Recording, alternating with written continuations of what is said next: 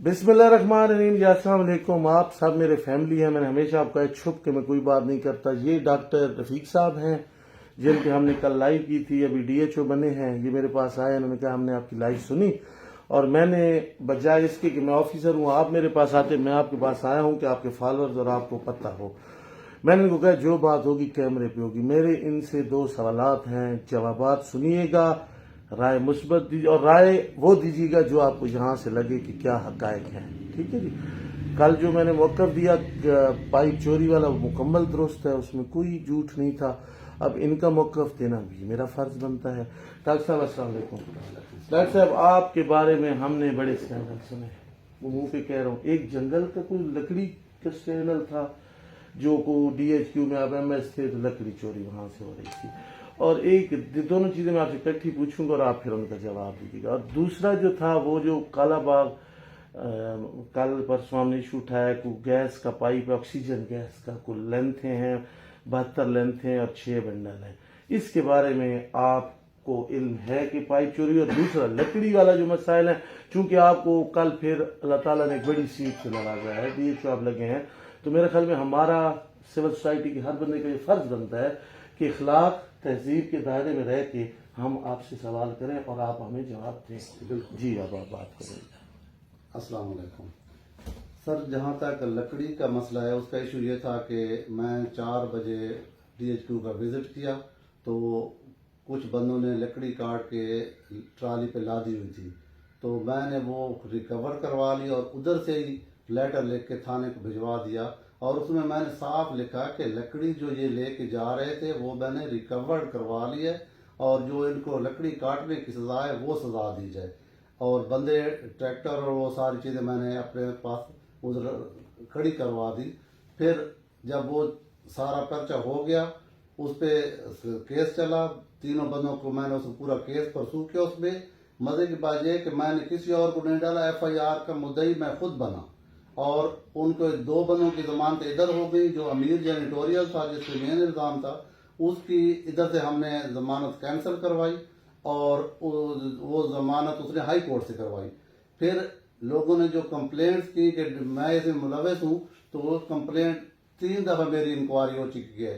एक दफा secretary health साहब ने की अपने तौर पर, उसमें मैं एक्सोनरेट हुआ हूँ। फिर एक दफा चीफ सेक्रेटरी के ऑर्डर पे मेरी इंक्वायरी हुई है, वो मेरे पास डॉक्यूमेंटेशन है कि उसमें मैं एक्सोनरेट हुआ हूँ। एंटी करप्शन में केस दिया, उसमें भी मैं एक्सोनरेट हुआ हूँ। और जो लकड़ी उन्होंने काट के रखी हुई थी, लकड़ी चोरी तो बिल्कुल हुई नहीं है, लकड़ी जो काट के रखी हुई थी उसका जो डैमेजेस थे वो 35,000 रुपया उस अमीर जेनिटोरियल ने जिसकी जेर निगरानी लकड़ी कटी उस पे वो जुर्माना हुआ। और वो रसीद मेरे पास है कि उसने ये जुर्माना जमा कराया और उन्होंने मुझे एक्सोनरेट किया है, उधर से भी मैं फारिग हो गया। फिर एक सरिये का इल्जाम था। नहीं, यहाँ पे एक और बात है सर, एक वीडियो वायरल हुई जी सर, हमने भी देखी, सारी सोसाइटी ने देखी, जहाँ पे आप उस लकड़ी वाले को कह रहे हैं कि यार पर्चे थी ने राने दे मेरे ते गल आनी है। वो जो वीडियो है ना डॉक्टर साहब, मैं आपके मुंह पे कह रहा हूँ, मैंने कोई पीछे बात नहीं की। वो वीडियो में जो बॉडी लैंग्वेज है या जो अब वो मुकम्मल अगर वैसी वीडियो अल्लाह को और आपको पता है कि वहां पे क्या हालात थे, लेकिन उस वीडियो की जो उसको बार बार देखें तो उसमें आप डाउटफुल रहते हैं। उसमें वर्डिंग मैं आपको बताता हूँ सर। उसमें पहली बात यह है कि मैंने उस बंदे के खिलाफ पर्चा करवाया हुआ, एफआईआर करवाया, जो मेरा मकसद था वो मैंने करवा दिया।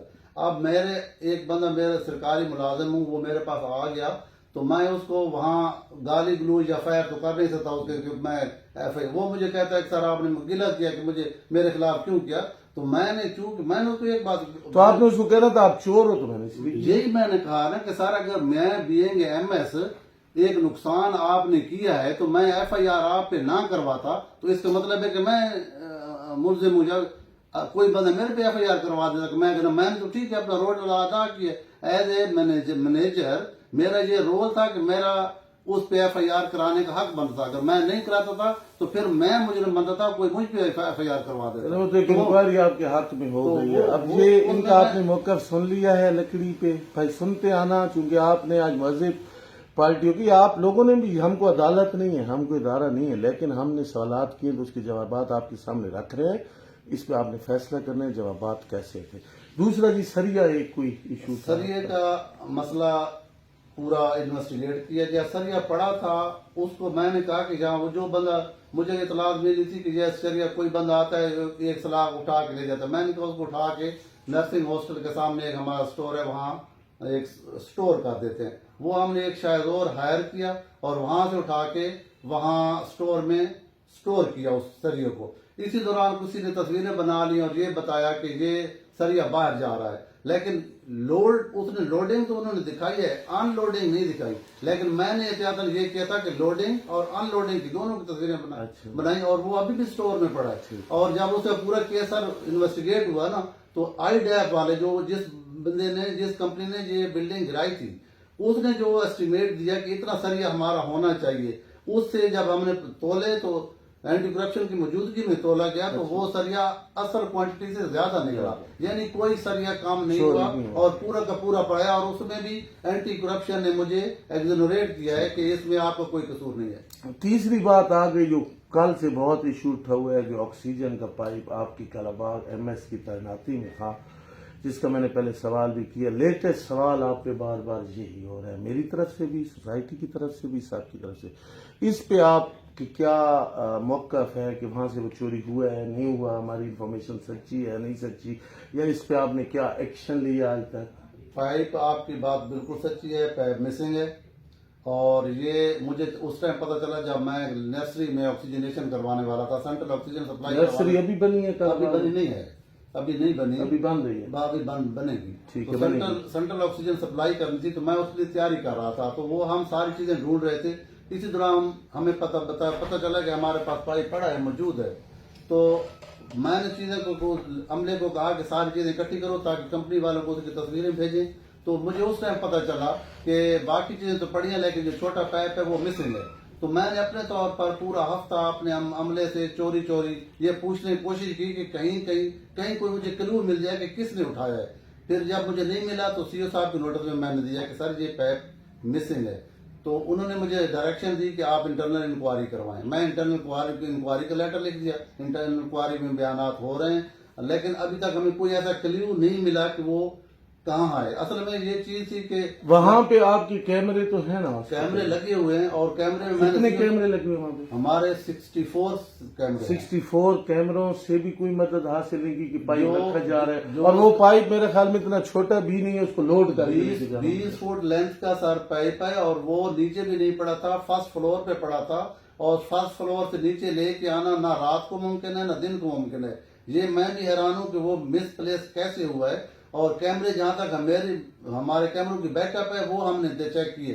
اب میں نے سی او صاحب ریکویسٹ کی ہے کہ جس کمپنی نے, کیونکہ یہ جس ٹائم انسٹال ہوئے اس ٹائم سی او صاحب وہاں ایم ایس تھے, انہوں نے انسٹال کیا. اس کمپنی کو میں نے کہا ہے, سی او صاحب ریکویسٹ کی کہ اس کمپنی کو کہیں کہ ہمارے وہ ڈی وی آر اور این وی آر نکال کے لے آئیں اور بیک اپ دیکھیں کہ میرا خیال 3-4 مہینے کا بیک اپ اس میں ہوتا ہے. اگر وہ بیک اپ ٹریس کر دیا تو ہمیں چور ڈیفینیٹلی اگر اس پیریڈ میں ہیں تو وہ مل جائیں گے. تو وہ ہمارا کیس انویسٹیگیشن میں. اچھا ڈاکٹر صاحب, یہاں پہ ایک سوال آپ سے بھی بنتا ہے, سی او صاحب کا سوال تو میں ان سے بھی جا کے کرتا ہوں. جو مجھے اس سارے کیس میں میرا سب سے ویلڈ کوشچن ہے کہ ادارہ ہے پولیس, جی سر, کوئی چیز چوری ہوتی ہے تو آپ نے بطور کسٹوڈین ہو, آپ ٹی ایچ کیو کے, آپ ایم ایس ہو, آپ ایڈمنسٹریٹر ہو, تو آپ نے وہاں پہ جا کے ایف آئی آر کرانی تھی. اگر نہیں بھی کرانی تھی تو آپ نے ایک لیٹر سی او صاحب کو لکھنا تھا, سی او صاحب نے بھی ایف آئی آر کرانی تھی.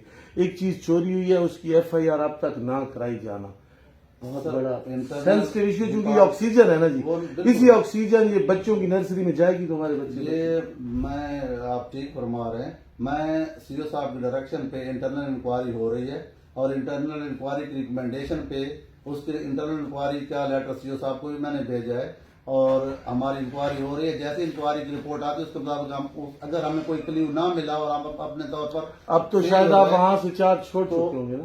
میں چارج چھوڑ, اب جو ہے نا ایف آئی آر کا مطالبہ وہ تو میں جا کے کروں گا سی او سے, کیونکہ آپ تو وہاں پہ اب ادھر آ گئے ہیں. اور میرا آپ سے بھی, سی او صاحب ہوں, بڑے افسران ہوں, دیکھیں ڈاکٹر صاحب آپ لوگ ہمارے لیے قابل احترام ہوں, لیکن ایز اے سوسائٹی جب ہماری آکسیجن کا پائپ چوری ہوگا ہمیں تکلیف ہوگی, آپ کو بھی ہونی چاہیے. اور یہ اصولاً آپ ایڈمنسٹریٹر ہیں, یہ آپ پہ مسئلہ آ رہا ہے. صاحب آپ کو میں منہ پہ کہہ رہا ہوں کہ ہمارا اور سوسائٹی کے ذہن میں کہ آپ بیچ کے کھا گئے. میں آپ کے منہ پہ کہہ رہا ہوں. یہ سر میں جو ہے نا حلفیہ لا الہ الا اللہ محمد رسول اللہ حلفیہ کہتا سن لیں ہوں گے. کہ میں چوری کا تو سوال ہی پیدا نہیں تھا. مجھے شاید کرنے یا کروانا دونوں چیزیں. چوری کروانا یا کرنا میں اس پہ دونوں پہ قسم اٹھاتا ہوں. اور مجھے یقین کرے پبلک کو اتنا افسوس نہیں ہوگا جتنا مجھے خود افسوس ہاں ہے. آپ کی کپڑوں کے داغ آ رہا ہے بھائی. کیونکہ میری بدقسمتی یہ ہے کہ جب بھی میری پوسٹنگ ہوتی ہے کوئی نہ کوئی اسکینڈل آ ہو جاتا ہے, جاتا ہے. اسکینڈل بن جاتا ہے. اور اچھا یہیں پہ مجھے ڈائریکٹلی اس میں انوالو کر لیا جاتا ہے. دیکھیں گھر میں چوری ہو جاتی ہے تو گھر کے بڑے کو گھر پوچھا کا جاتا ہے مالک تو چور نہیں ہوتا. نہیں, گھر کا مالک ہی ڈھونڈتا ہے نا سر. میں ڈھونڈ گھر کا مالک ہی تھانے جاتا ہے, FIR کراتا ہے نا. یہ نہیں سر, یوں نہیں ہوتا. سارا اب دیکھیں نا سر, یہ انکوائری ہم کھیلتے رہیں گے. چلیں اور میں CEO سے پوچھتا ہوں.